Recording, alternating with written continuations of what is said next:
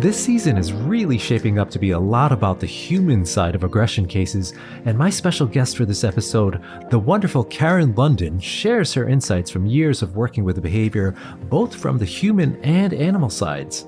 We take a deep dive into many of the difficult conversations that can occur in aggression cases and some strategies on how to navigate them. Karen is a PhD, a certified applied animal behaviorist, certified professional dog trainer, and an award-winning author of 6 books about dog training and behavior. She blogs for thewildest.com, writes the Arizona Daily Sun's animal column, and is an adjunct professor in the Department of Biological Sciences at Northern Arizona University. She's also the author of Treat Everyone Like a Dog, How a Dog Trainer's Worldview Can Improve Your Life, which we chat about more in the show. And if you are enjoying the Bitey End of the Dog, you can support the podcast by going to aggressivedog.com, where there are a variety of resources to learn more about helping dogs with aggression issues, including the upcoming Aggression in Dogs Conference happening from September 29th through October 1st, 2023 in Chicago, Illinois, with both in-person and online options. You can learn more about the Aggression in Dogs Master Course, which is the most comprehensive course available anywhere in the world for learning how to help and work with dogs with aggression issues. Hey everyone, welcome to the Bitey End of the Dog. I have a super special guest this week, Dr. Karen London, who is a personal hero of mine, and I'm going to tell you guys why.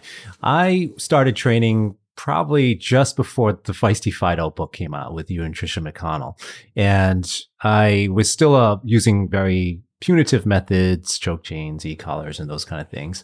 One of my mentors introduced me to that book, as well as The Culture Clash and Don't Shoot the Dog and a few other books. At first, I was kind of, this is a little strange, but as I started reading these things, it helped me in my crossover journey. So talk about ripples. I mean, if your book was around, if Gene Dallas's book was around at the time, who knows what would have happened? I might have been still using those methods and maybe talking about on a podcast. Like, that's the thing to do. So thank you so much for the work that you've done and the impression you've made on me. Well, thank you so much. First of all, thank you so much for having me on your podcast. It's really nice to be here. And I'm so delighted to know that, some work I've done made life better for you and your dogs. I mean, that's really what the goal is, to improve the relationship between people and their dogs and the training. And I think I always congratulate every crossover trainer. It's easy. I was always a positive trainer, and it's easy when that's what you're taught. But to be doing other things and then change, that's a big thing, to recognize the kindness, the value, and the power of the different ways. I'm impressed. So that's great. Thanks for letting me know. No, thank you for your contributions. And I was thinking too, we're going to have Tricia McConnell on the podcast as well. But you guys have worked very closely together for many years. What an amazing place that must have been to experience that. Like, if I was a baby trainer and just kind of stepping in, working with you and Trish and all of that great company, it's sort of like watching, somebody inventing something new or working in a particular revolutionary aspect of a particular industry. It must have been fascinating. So I'm sure you guys have a lot of stories you could tell.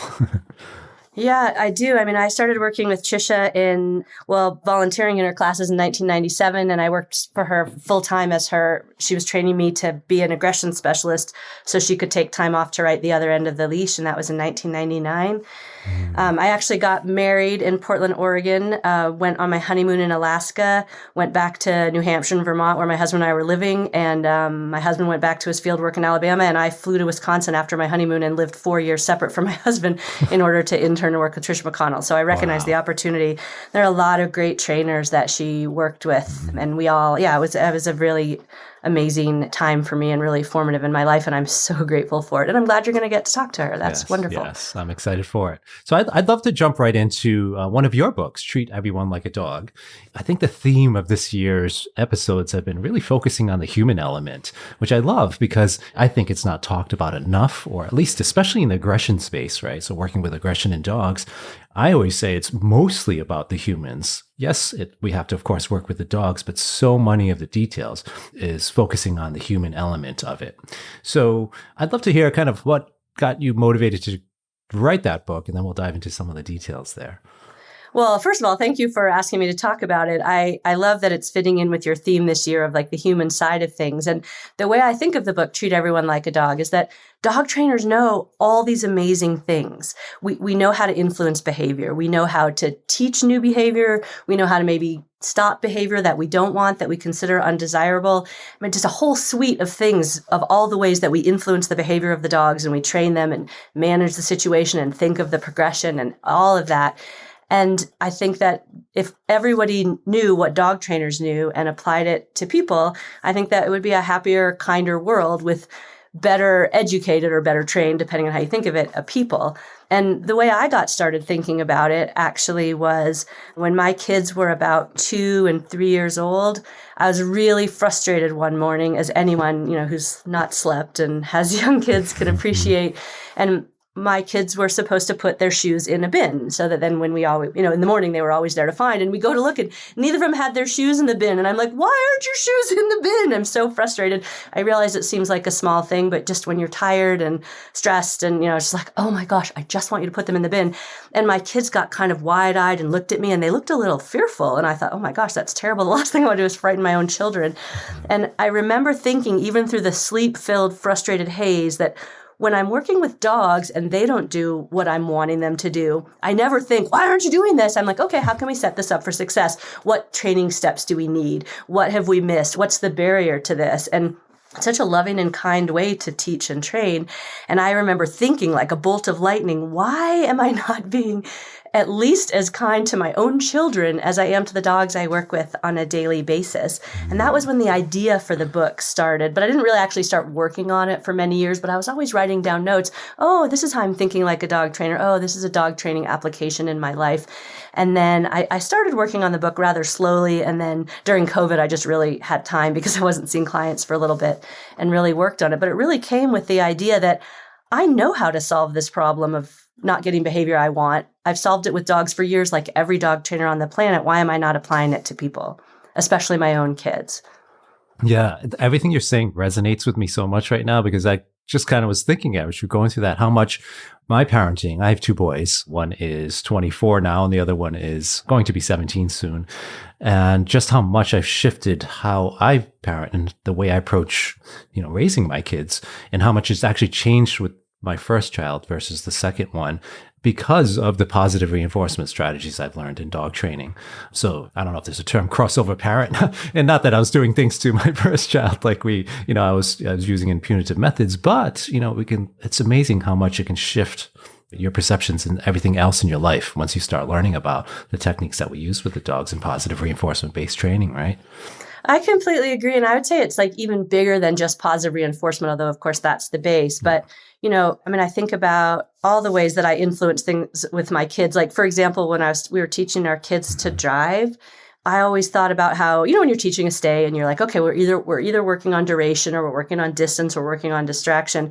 When we were teaching our kids to drive, we were working on things like, okay, really work on steering really clearly or starting really smoothly or stopping really smoothly or focusing on, when you put the turn signal on. You can't, like if someone says, all right, get in the car, all right, you're going to lift the clutch, you're going to put in the gas, you're going to turn, you're going to brake, it's too much all at once.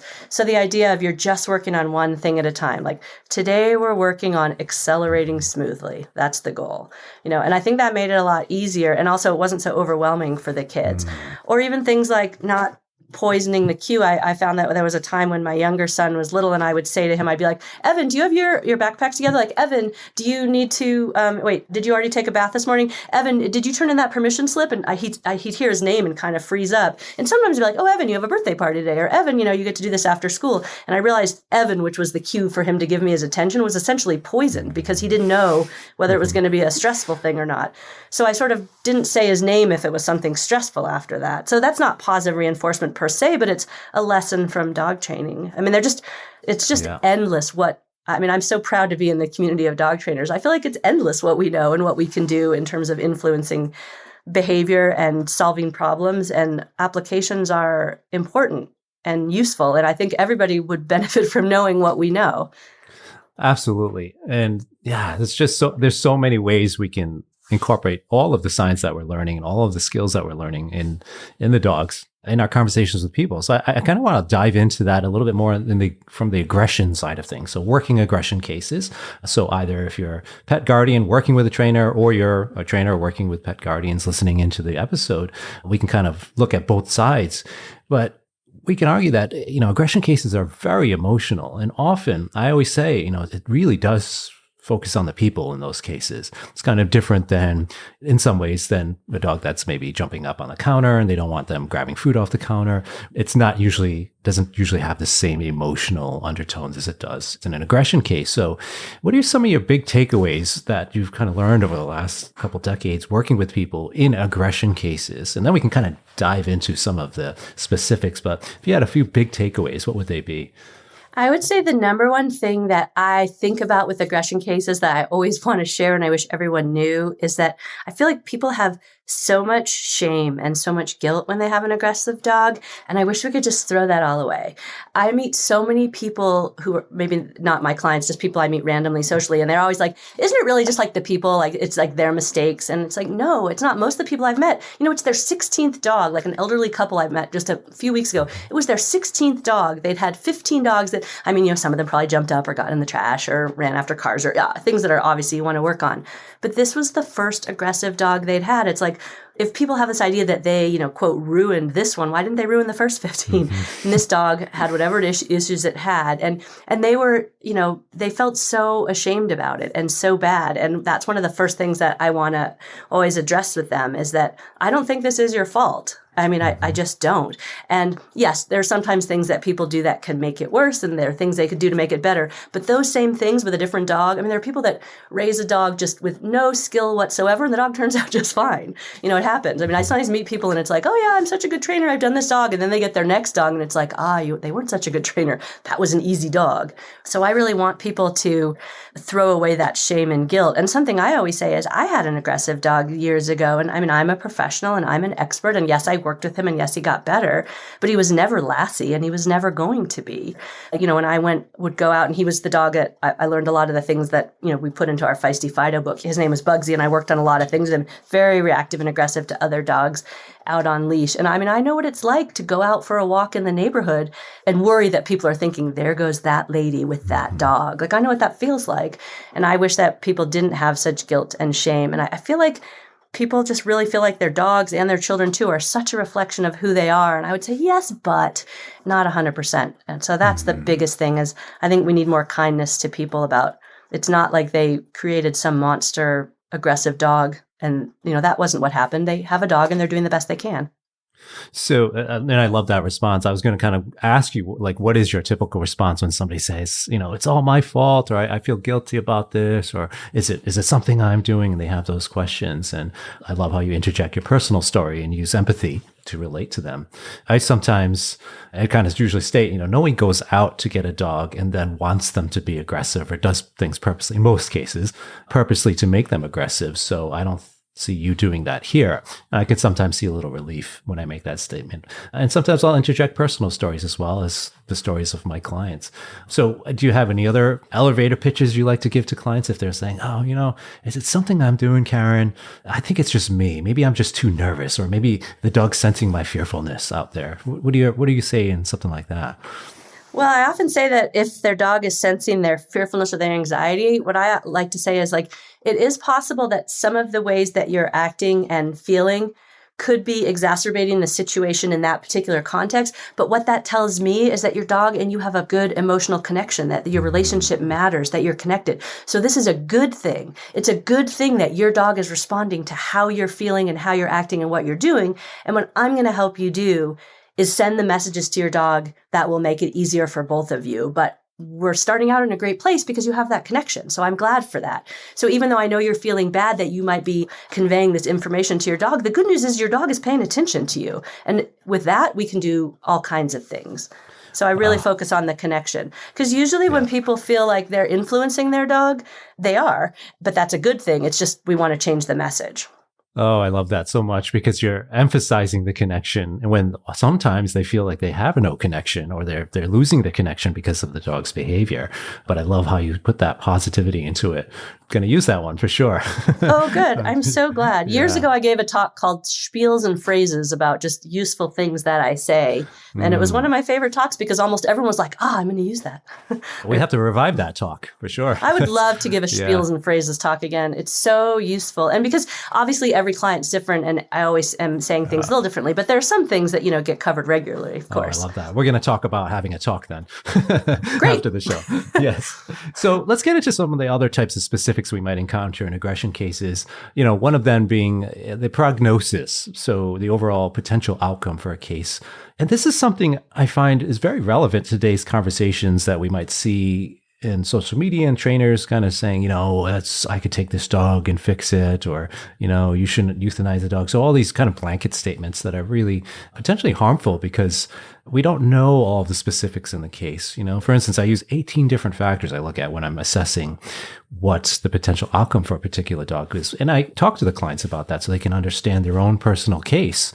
And I, of course, don't cover all of those, go through all 18 things, but I kind of pick out what's most important to them so they can help understand, I can help them understand from an objective point of view what's going on, what the potential could be, bite history, bite level, those kind of things. So what are some of the tactics or tools you use when somebody's like, oh, Karen, I don't know, should I feel like so down. And so they're feeling very emotionally drained, but they love the dog. They want to keep the dog. I just don't know what to do. So how do you help them navigate that conversation? Well, I always talk about basically the possible things that they can do. So one of the things they can do is nothing, but nobody comes to me and then's does nothing. I mean, that doesn't make any sense. And the other thing is they can do some combination of treating and managing it. And we can talk about what that might look like for them. And something I find so interesting with that is I find that I talk with a lot of other trainers and behaviorists, and they often say that trying to tell people to prevent and manage is a bit of a hard sell, but I often find that people are really relieved. I often find that if I say, could you have one of you or your spouse in the back room with the dog when, the carpool ride comes to get your son and just have them not interact. And a lot of people are really relieved about that. They feel like they have to do it. I have to take my dog to the dog park for socialization, even though he bites when he's there. It's don't take him there. He'd be happy going on a safari, So I find that prevention and management people are really receptive to, and then the training and working to make things better. Another option is to rehome the dog, which doesn't come up that often, but sometimes. Years and years ago, I had a woman who was a recent widow and her dog used to hunt with the dog. Her husband used to hunt with the dog. And then when he died, the dog was really under exercise. And anyway, they ended up placing the dog with a family member who hunted, and it was the best possible thing. And then euthanasia is also an option. Euthanasia just comes up for me a couple of times a year, to be honest. But I think when people see the full frame, these are the 4 options, there really are no other ones. You do nothing, you try to make the situation better, you have the dog out of the house, or euthanize the dog. Those are the only options. So then I think people can sort of get their mind around that. And I always tell people, I can advise you, but it's your decision. It's completely up to you. And I sometimes advise that people have their dog at someone else's house or with a dog sitter or kennel, to have them have a couple of days away from their dog to think. I think sometimes they can't think because they're so stressed about the situation with the dog. So sometimes a break. I've even occasionally watched someone's dog, I'll say, I can take the dog for a couple of days while you think about that. That's usually with friends, not with my regular clients, to be honest. Yeah. Yeah. And so if they're still kind of not able to come to a decision and they're saying, oh yeah, I can understand what the options are. What do you think I should do? Or what do you sometimes help them, steer them in a particular direction? Yeah, sometimes. But what I often like to do is say, what I'd like for us to do is decide in a time frame that we can work on these things that I've discussed and then assess to see how much the dog has improved. So, if we're meeting regularly, can we really say that in 2 months from now or 6 months from now or whatever the case is, let's see where we're at. And so sometimes I think people have an easier time saying, okay, I can prioritize this and really focus on this for X amount of time and then decide. Because I think what gives people trouble is this sort of endless wafting, kind of, I hope it's going to be okay, I'm afraid it's not, that hope and fear zone, and it sort of seems endless. But if we can say, okay, June 30th, let's see where we're at, and let's postpone any decision till then. Let's see where we're at. And I think people can often work with a finite time. I'm not comfortable telling people what to do. I come really close sometimes if there's very serious aggression and a child involved, and I will say, I am very concerned for your child's safety. I am not comfortable having this child and this dog together. But I don't ever say that means you can't keep the dog, because obviously people don't always know how serious things are. And if I say to someone, I am worried about your child's safety, people usually take that really seriously. Yeah. Yeah. I'm definitely in alignment with you there. I'm very, very careful with any kind of child directed aggression cases, especially if it's in the home. Yeah. Definitely. Yeah. Definitely.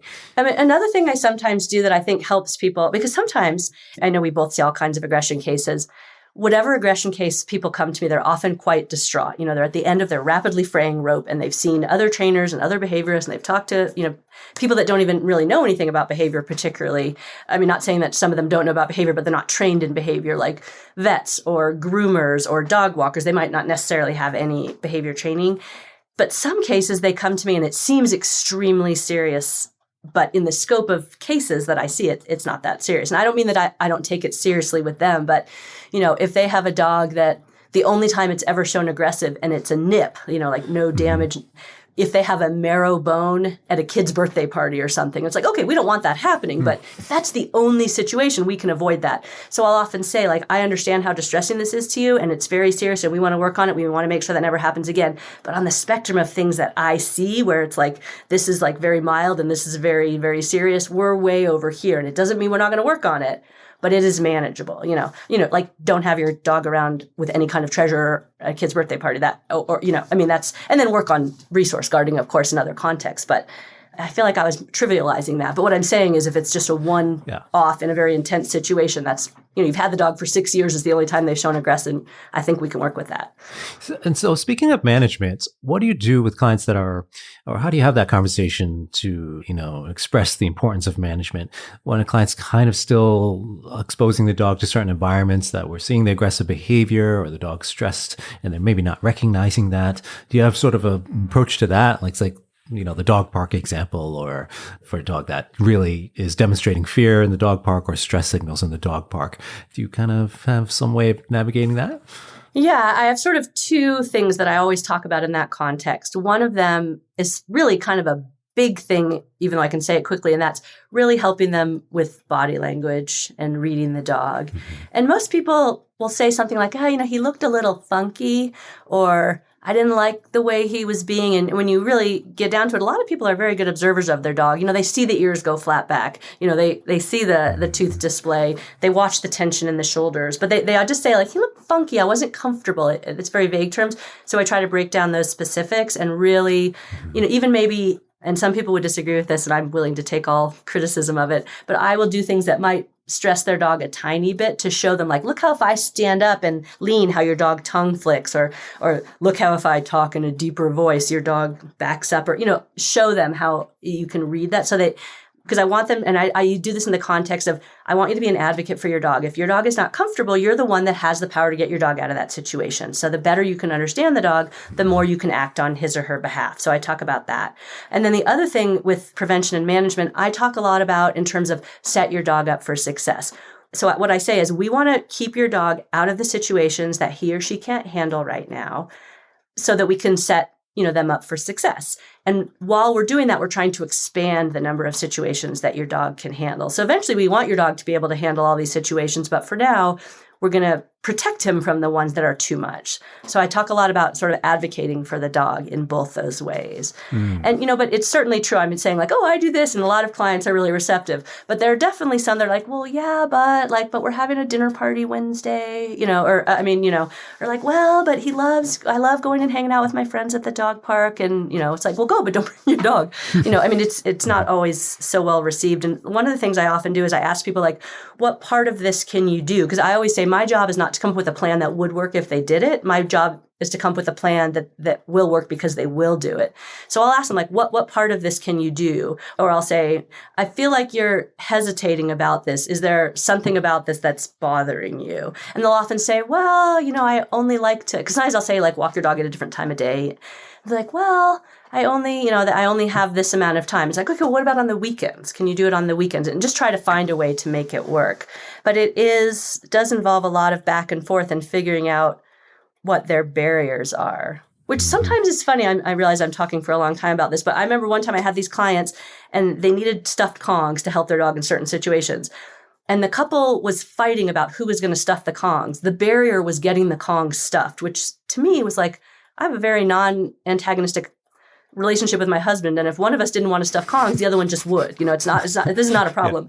But I asked them what the issue was. Like, we just don't like stuffing Kongs. So they just bought the Kong like spray liver ones and did it. And it's like, okay, so we have to buy this expensive product, which is a good product, but expensive. Go ahead.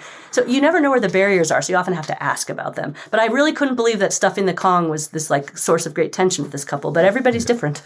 Yeah, that's an interesting one. But that's actually, I think I've seen that before, where the toys, just the work of it is sometimes a barrier. But, I want to jump back. I love that you were talking about advocacy. And since we have some pet guardians, actually quite a few pet guardians that listen to this show, what about shifting to their corner? So they have a trainer that might be asking them to do things that are uncomfortable for them, or maybe using techniques that they may not agree with. How do you recommend pet guardians talk to their trainer about advocating for their dog? Well, what I always say, and I love it when people, like I work with a lot of clients who are working with different trainers, different people, like a chiropractor and a veterinary behaviorist. And I always say the more people on the team, the better. But what I tell people is, look, that old joke, the only thing that two trainers will ever disagree with is that the third one's doing something crazy, that kind of thing. I always say we all have different views. I say, I'm telling you what I think would be good. And obviously I think it's the best thing. That's why I'm telling you. But other people are going to have different ideas. And it's up to you to pick and choose what you want. Nobody knows your dog or your relationship with your dog better than you do. So you do what is comfortable for you. And like, if I suggest something that you don't want to do for some reason, like, please tell me and I'll adjust. I always feel like this is sort of why I'm always saying treat everyone like a dog.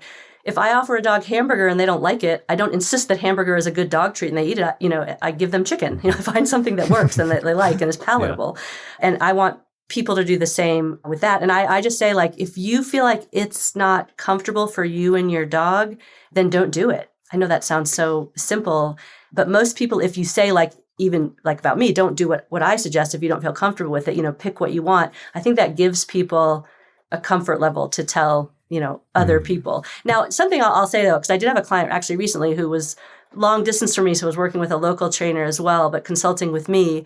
And, I sort of take that idea of, reinforce the behavior that you like. So talking with the dog trainer and saying, like, I love this tact. This part of it I really, really like. I don't want to get into specifics, but I like this tact. Like, let's do that. Like, and be really energetic and positive and receptive to that. But it takes a little finesse. And I feel like nobody should be working with a trainer that's trying to coerce them into something that they're not comfortable with. But it is tricky.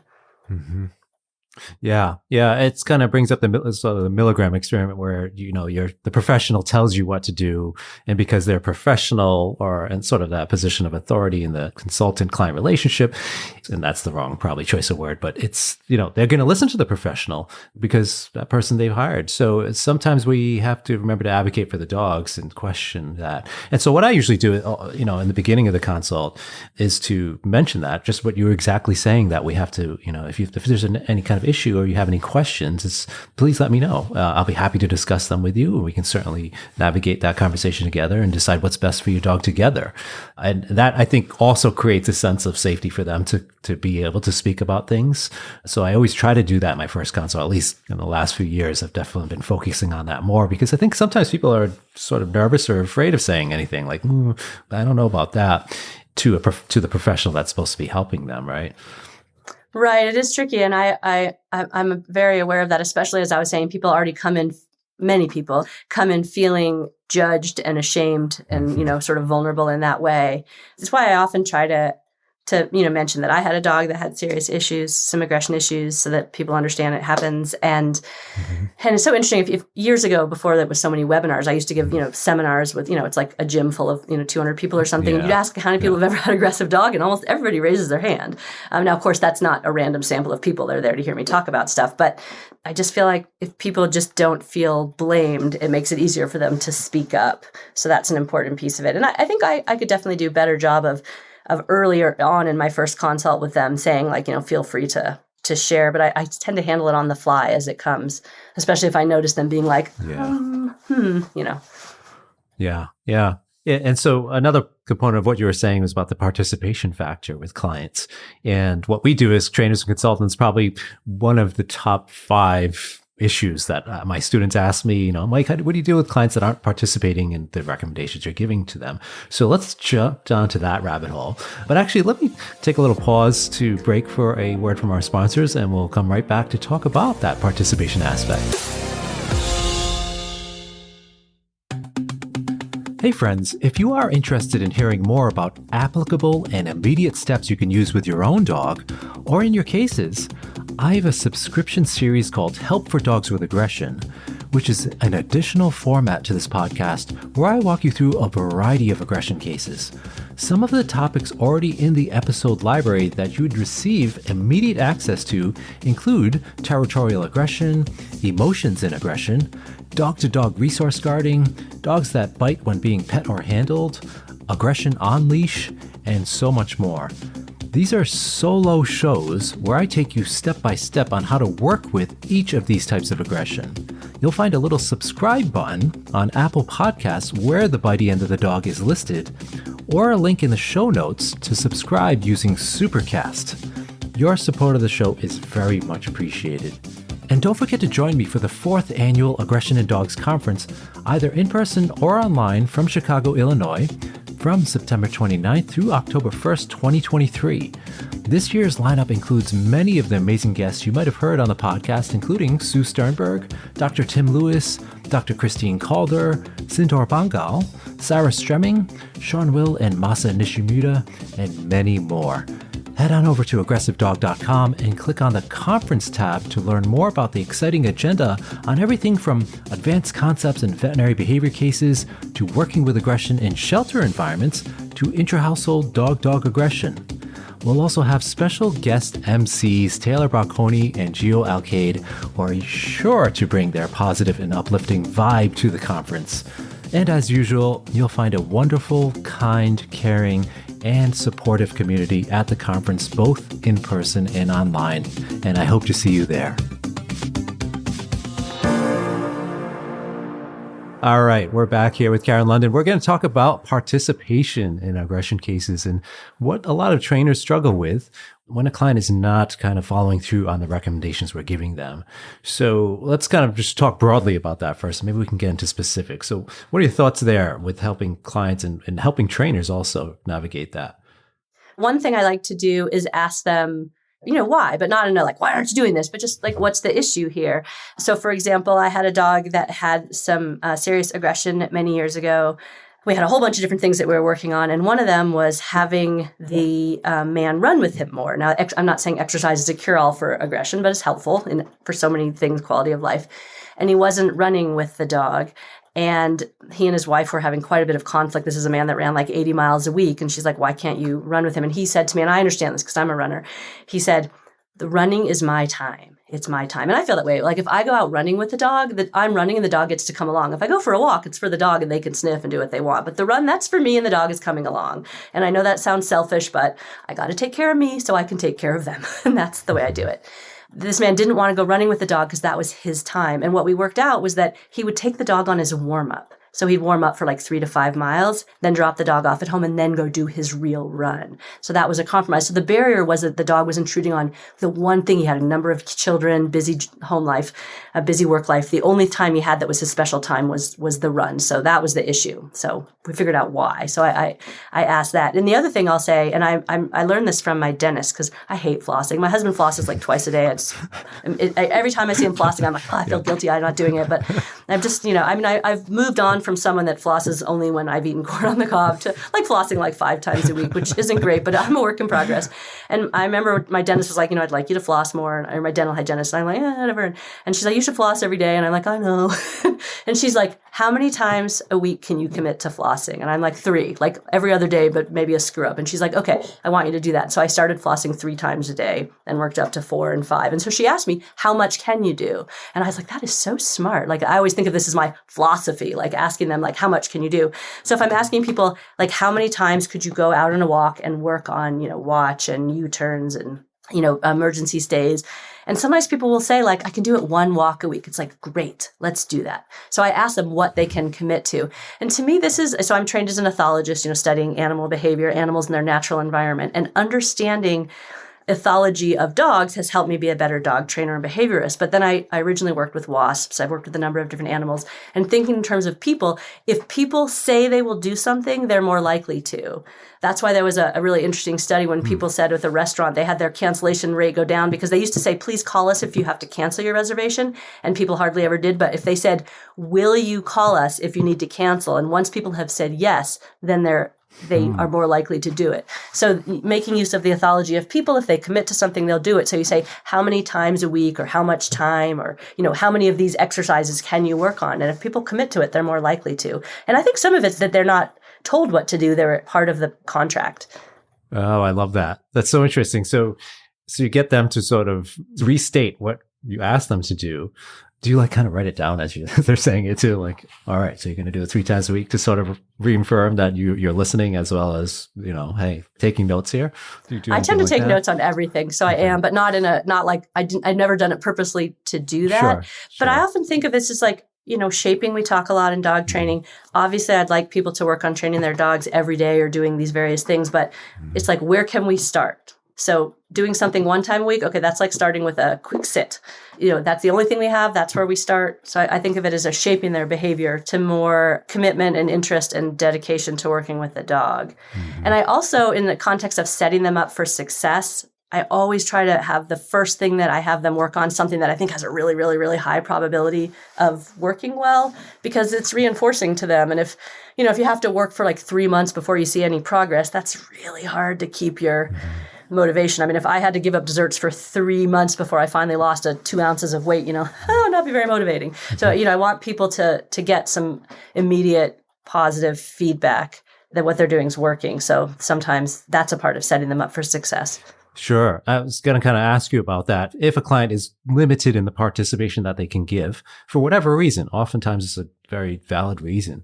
But let's say that they're only going to make so much progress. How do you impart urgency in terms of it? It's saying, okay, it's great. You can take your dog out once a week, but from your experience that at that rate, it could take many, many sessions, which could lead to the point of them getting discouraged because they're not seeing the changes they want to make. Do you have any kind of secret recipe for getting them to express that urgency in what they're doing, especially from a safety and management standpoint?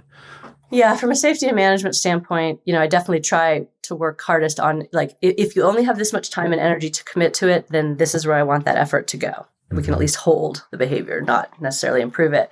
I would try to get those people to see me more often. I mean, lots of times I'll see a client, then I'll see a client see them in another couple weeks. But sometimes people that are very, very busy, and it doesn't mean that they're actually busier in their life, but maybe more busy in their mind, it's harder for them to commit the time. It's not that the time does not exist in their day, but it's the energy and effort to commit that time. So sometimes I'll, try to see them twice a week for a couple of weeks to get them started in the habit if they're willing. So that's one thing. Another thing is I just am very direct. I believe that your dog can get better, but it is going to take effort. It is going to take time and effort from you, and you're the only one that can do it.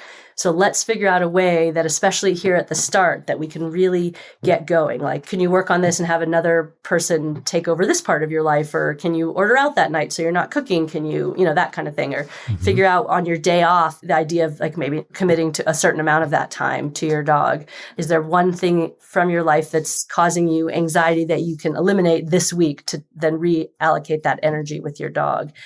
Some people are very committed and, they'll sort of do whatever you say. And some people need a lot of help. Some people need a little bit of help. And then there's the occasional client. And I mean, they're some of my most challenging clients. They're not committed to the idea that they have to do anything. I had one client that I only saw one time. They never had a follow-up, which is very unusual. Usually I see people multiple times. And then I overheard them at a party saying well, I consulted a professional and the dog still liked that. It's yeah, but you didn't do anything.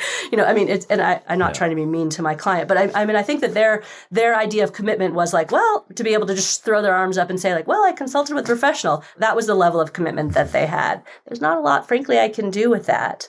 Thankfully, that's rare. And I'm not real proud of that. I would have loved to have been able to say, even though that's how they came in, I was able to turn it around, but they were just not in that place, which is, doesn't make me look very good, but there you have it.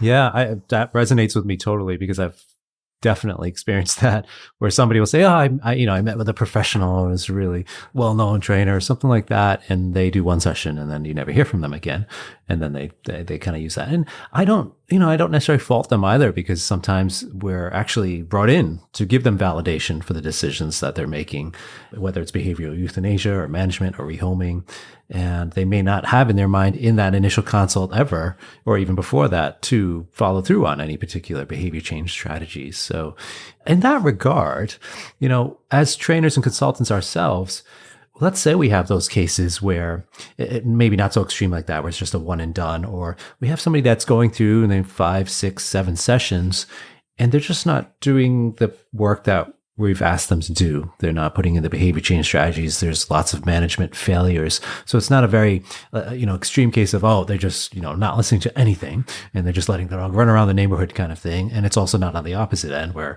they're completely committed or they just do the one and done. What's some of your advice for the trainers and consultants listening in onto what they should do when they get that they're sort of stuck? Because that often can lead to the burnout and compassion fatigue we often see in our industry, especially if we have a large caseload of those clients. So any suggestions or ideas there? Yeah, I guess like any other trainers that are listening to this, I struggle with this. Sometimes people aren't doing things because it's just too much. Like I worked with a family a number of years ago. They had, 2 autistic children, an elderly parent living with them who needed a lot of care. And it's like, whew, I'm surprised anyone has time to make ice in this house, much less, it was really tough. And with them, I just really focused on what are the ways that you can do this while you're doing other things. In other words, like if you're helping this child, tie their shoes, do some other like tactile things, like how many Kongs can you give your dog in a day before he's the size of Texas, basically. Really working on a lot of management. For a lot of people, they have the time, but just not the inclination. And in that case, I find that, and I've talked about this in a lot of places, the more that I can incorporate play into training, the more I find that people are on board.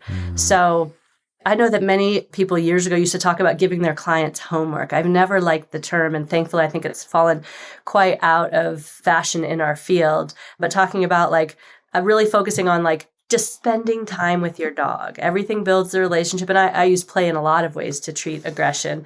And I think incorporating play does a couple of things for getting people on board. One, it's fun. The dog already probably knows how to do some of these things, so not starting from square one. And then the other thing is I think a lot of people, they come in and you can just see the weight of the aggression problem on them. It just feels so insurmountable, so daunting. And I can almost picture when I start talking about using play to treat this issue, I can almost see a cartoon bubble over some of my clients' heads. It's like, oh, I thought this was really serious, but it can't be that bad if we're going to play our way out of it. Now, you have to be cautious of that because you still want prevention and management and safety, of course. But I think that gives people a lot of hope, and that's helpful. And then the other thing about that, and I've said a number of times that since I mostly see aggression cases, I see other kinds of behavioral issues and just some general training, but 90% aggression cases, the most important thing that I can do for people is to like their dog.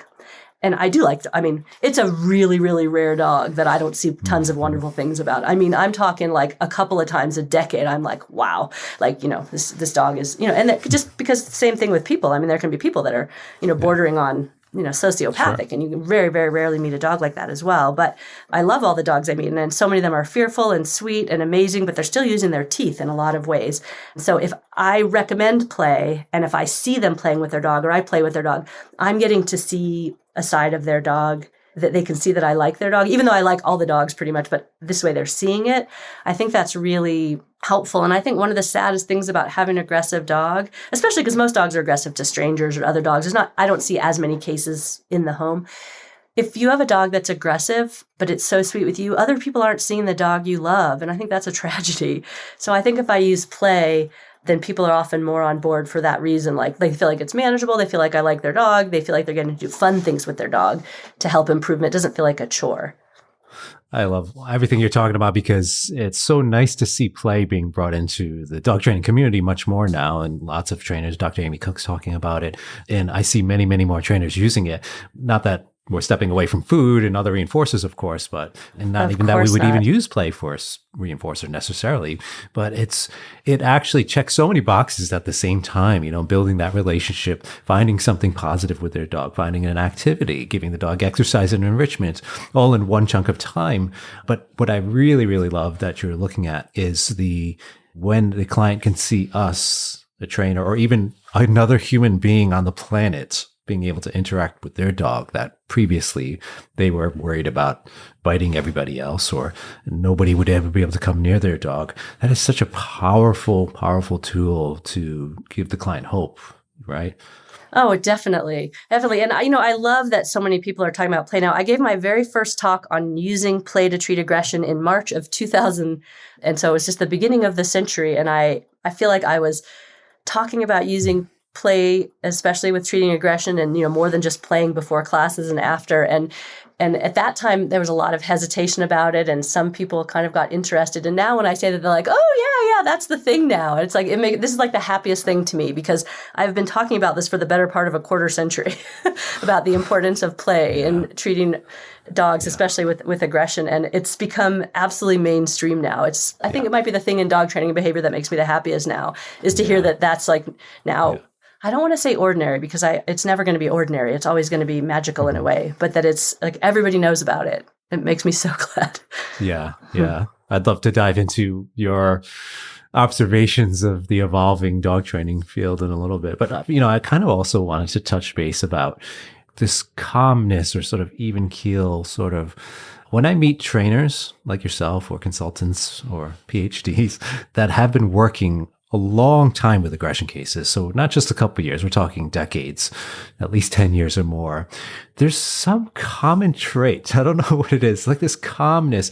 I usually see it with people that have been able to, because let's face it, it's not easy to work aggression cases day after day for many years and not have to take time off, or not experience burnout or compassion fatigue, sometimes on a regular basis.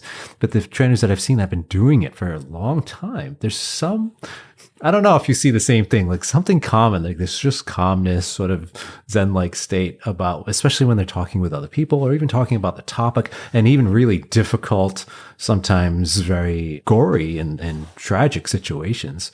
It's still the same sort of even keelness comes across. What are your thoughts there?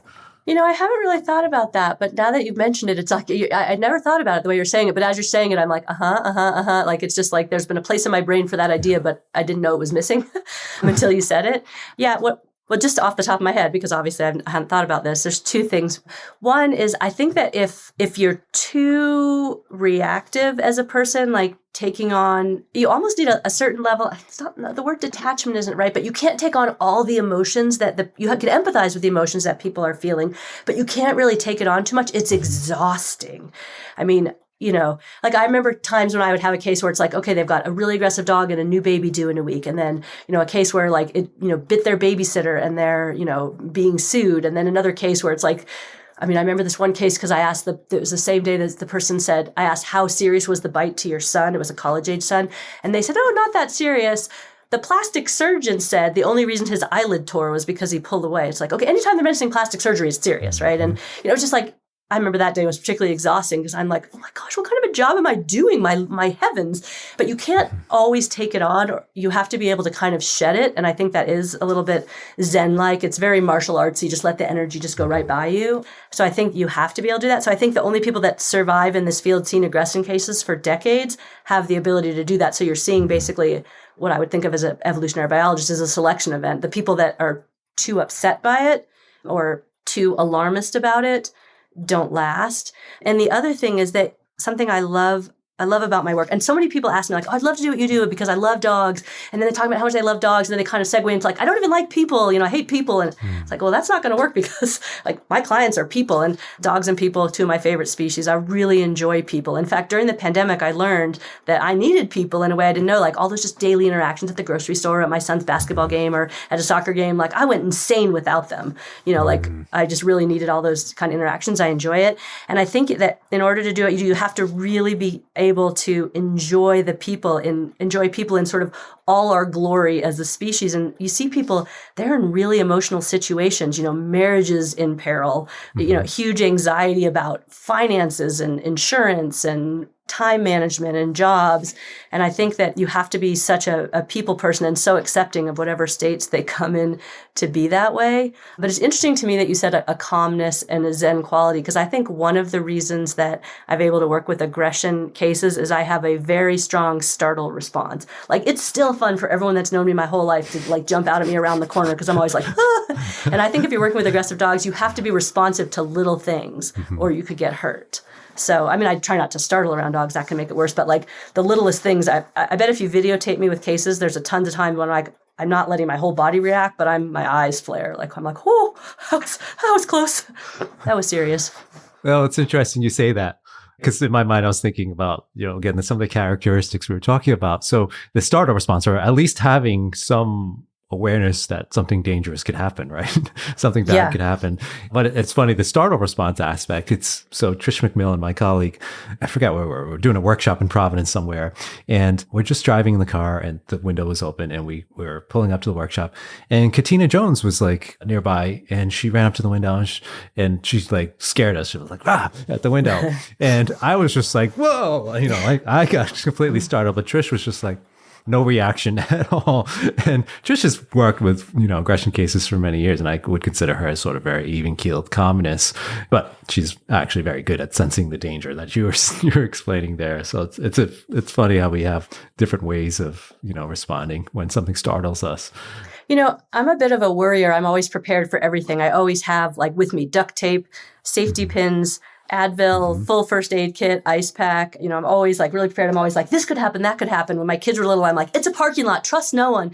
And someone once said to me, like, Karen, it seems like you're like afraid of the whole world. How can you possibly work with aggression cases? It's like, because I'm afraid of the whole world and I know how to be careful. And I'm not panicked about the whole world, but it's like, I don't think that you can see aggression cases if you're like, I feel like I see some people, they don't believe a dog could ever bite because they don't have any experience with it. They've never seen it. They've never heard of it. But I'm like, any dog can bite. They all have teeth. And I don't mean that I'm thinking of them negatively, but being aware of what can happen, I think is critical to doing this. You kind of can't be like, oh yeah, I know your dog's like jumping and like lunging at the fence and giving a tooth display, but you don't think it's really going to bite. It's like, yeah, I think that's a distinct possibility. I think a lot of people never believe it's going to happen, which in a way to me is amazing that with all the experience that people have with dogs, most people have never seen a dog bite or been bitten or had a dog who's bitten, which is pretty remarkable. I mean, we often talk about how much aggression there is, but I think something that's equally interesting is how little there is in a sense. Yeah. Yeah, it's true. It's true. And you mentioned being careful. I think other words we could put on is just you're just being proactive and prepared, and that's a big part of it. That sounds better. Big part of I think just avoiding these situations in a kind of aggression case, just having that knowledge and being prepared for it. So, yeah. So in this regard, one of the themes also of this year seems to be self-care and for trainers and consultants, again, working the aggression space. Do you have anything that you've taken away over the years that you do, or you could share personally, or maybe what you've seen other trainers do to help themselves, again, working day after day, just seeing these really sometimes horrific or emotional situations? Yeah, well, I remember actually when I first started working for Tricia McConnell, which was in 1999, I sat in all her aggression cases for I think 6 months-ish and started training, doing some of her training classes. And I asked her one time about like the training classes, because she's, had a PhD and started with the aggression cases. And she said, well, honestly, she saw aggression cases all day long and that it was so important to then do like puppy classes and beginning training classes, that you needed that balance. So I worked for her for full time for 4 years until 13 hours before my son was born. I worked till 5:30 one night. I went home, watched my husband play a football game, went to bed, woke up at like 3:34 in the morning and had a baby at 6:30. It was like, woof.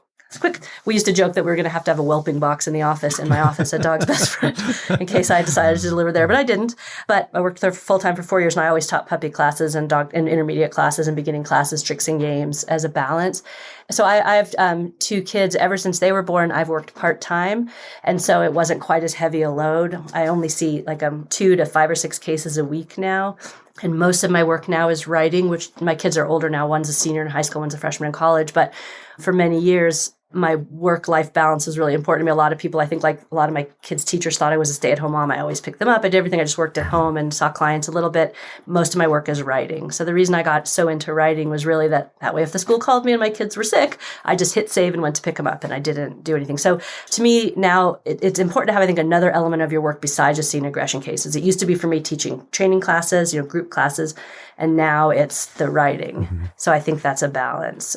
It is tricky though. I mean, sometimes I do have kind of a heavy-hearted day, where things are really tough with a case. And as much as I try not to just take it in and wear it, sometimes, you just feel so much for particular people in a particular situation that it's hard to sort of take that away. And I also would feel like if you no longer feel some of the weight of the emotions of people, it's a balance. You don't want to feel it so much that you're just overwhelmed. But if I feel like if I got to a point where I was like, yeah, they're thinking of euthanizing their dog, like it's time to quit. Like, you got to get out. Like if you don't care.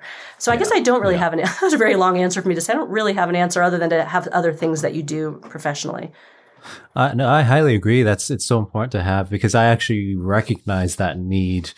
Few years in, I started to explore other things. Well, let me start teaching other trainers, or let me focus on, posting content or whatever it is to, get my mind off just the direct client consultant relationship all the time. So it's a very powerful tool. And I always, I do recommend to my students, you don't have to just work aggression case after aggression case after aggression case. Do some other stuff, create some content, webinars that are eventually going to be used for your clients, but it'll allow you more creativity, but it also allows you, I found, to kind of process what you've learned.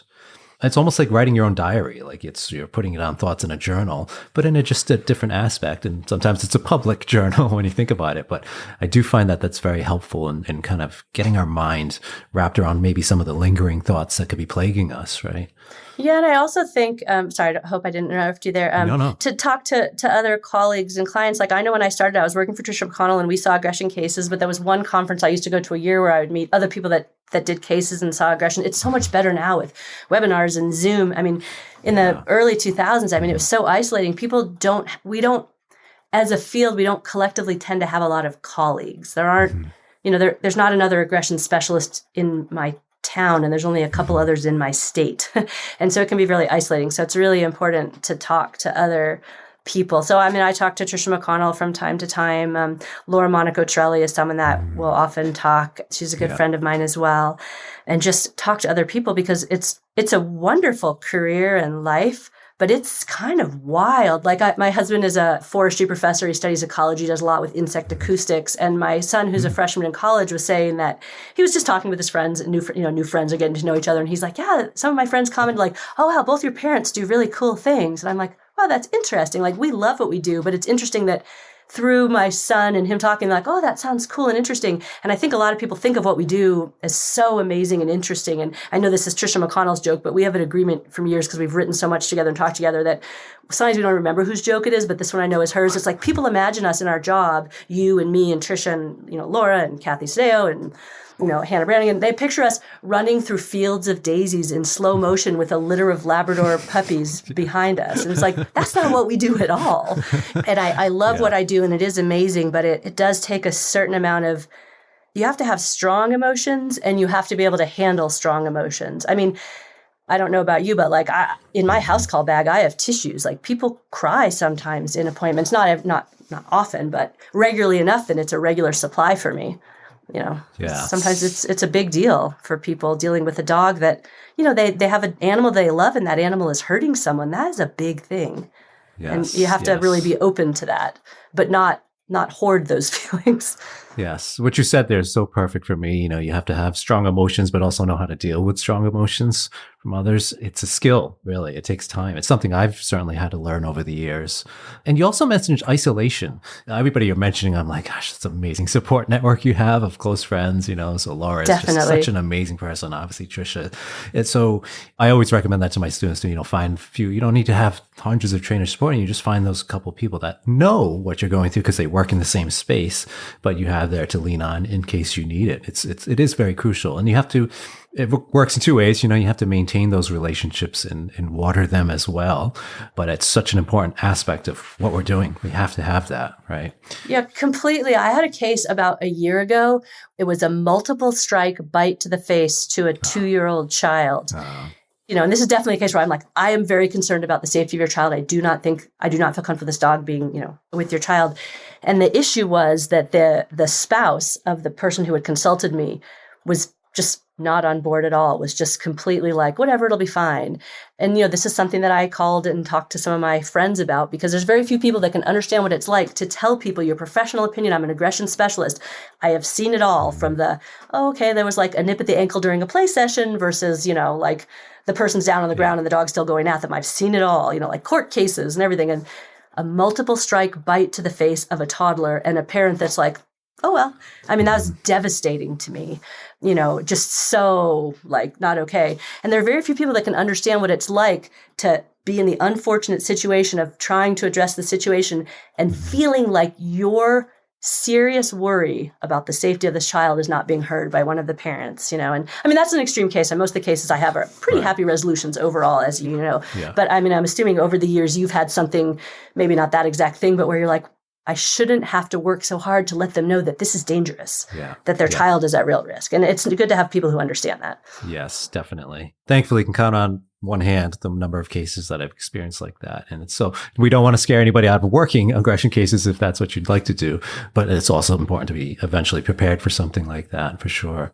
Right. Yeah, no, I don't mean to scare people away from aggression cases. In fact, I would love for people to do it more. And one of the things that I really find so fascinating is that a lot of people, I think, imagine that when you're working aggression cases, people will have a dog that has some kind of aggression or maybe a little bit of a bite history, and that you turn them into a therapy dog. And that does not happen. But sometimes people are able, because people's goals are often like, I just want to be able to walk my dog without it being a misery, or I just want to be able to have, my mother-in-law visit because she watches the kids every Wednesday, with my dog being okay with that. And maybe that's where they're at, but maybe the dog is away when other visitors come over. And people are so happy. Like, I can't tell you how often people are so incredibly grateful for the way that our work together, like that my ideas and they're putting the work in, has changed their life. But it doesn't mean that in a lot of cases with aggression, they have a dog that, can roam freely at a daycare. I feel like amazingly a lot of happy clients, even though there's still some prevention and management and some care, and, maybe they're hoping their next dog will be a little bit easier, but they're still really happy because the work that we do, enabling them to keep their dog in the home and keep the situation safe, is life-changing, even though it's not effortless. I'd like to tie everything we've been talking about now together. So working with humans, conversations with humans, the theme of your book, and also kind of your experience, being in the industry for a while. You've witnessed, I'm sure, conversations in the training community come and go about, all the different controversies that can come up in the training community. And I think at the advent of social media, we're seeing it just become much more exponentially. It's our awareness of it. We've seen it happen in the old days of Yahoo groups or even email chains before any of the social media stuff was around. But there tends to be sometimes divisiveness depending on the time of year and what's coming out. But what are your thoughts? Like, if you had one sort of main thought around all of this that's happening, and then taking into your experience as well as your approach of using kindness, what would it be? Well, I guess it would just be that I think that kindness is underrated for how powerful it is. I think kindness is so incredibly powerful. And it's not that I am some like power hungry, nut job, but I want to influence the behavior of dogs. I want to influence the behavior of the people around me in various ways. And kindness allows that to happen. I think the power of kindness is underrated. And, I just think that the more that kindness is put out there, the more it spreads and the more it's out there. And I generally do my best to stay away from a lot of the controversies, and I sort of just do my thing.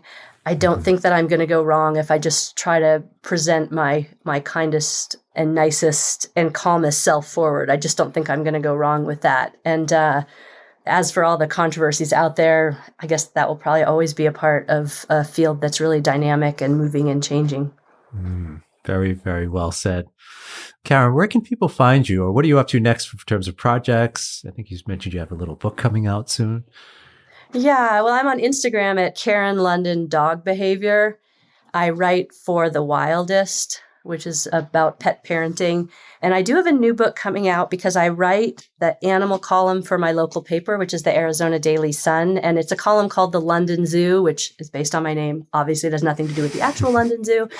I've been writing for them since 2008, and this is the columns from 2008 to 2015 collected, except not the dog ones. The dog ones I'll put in a separate book. And the title of the book is named after one of the columns in the book, and it's called Cows, Ants, Termites, and Me.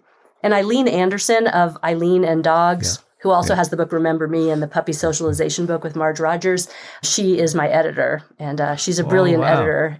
Yes, and so it's been a lot of fun working with her. There's the second book she's edited for me. So Cows, Ants, Termites, and Me should be out sometime this spring. Oh, I'm looking forward to that. And shout out to Eileen Anderson as well. She does some amazing writing. So if you're listening in, go check out her work as well. Karen, thank you so much. I really enjoyed talking to you, and I hope to see you again in the future. Thank you so much for having me on this podcast. It's really nice to talk with you. It's just, I feel like we have a lot in common, and it's nice to hear your perspective and get to share mine as well. Definitely. I appreciate your time. I really loved this conversation with Karen. There's just so many unique insights that can be uncovered when chatting with someone who has the depth and breadth of experience that she has. And I can't thank her enough for being so generous and sharing her expertise. And don't forget to head on over to aggressivedog.com for more information about helping dogs with aggression. From the Aggression in Dogs Master Course to webinars from world-renowned experts, and even an annual conference, we have options for both pet pros and pet owners to learn more about aggression in dogs. We also have the Help for Dogs with Aggression bonus episodes that you can subscribe to. These are solo shows where I walk you through how to work with a variety of types of aggression, such as resource guarding, dog-to-dog aggression, territorial aggression, fear-based aggression, and much, much more. You can find a link to subscribe in the show notes or by hitting the subscribe button if you're listening in on Apple Podcasts. Thanks for listening, and stay well, my friends.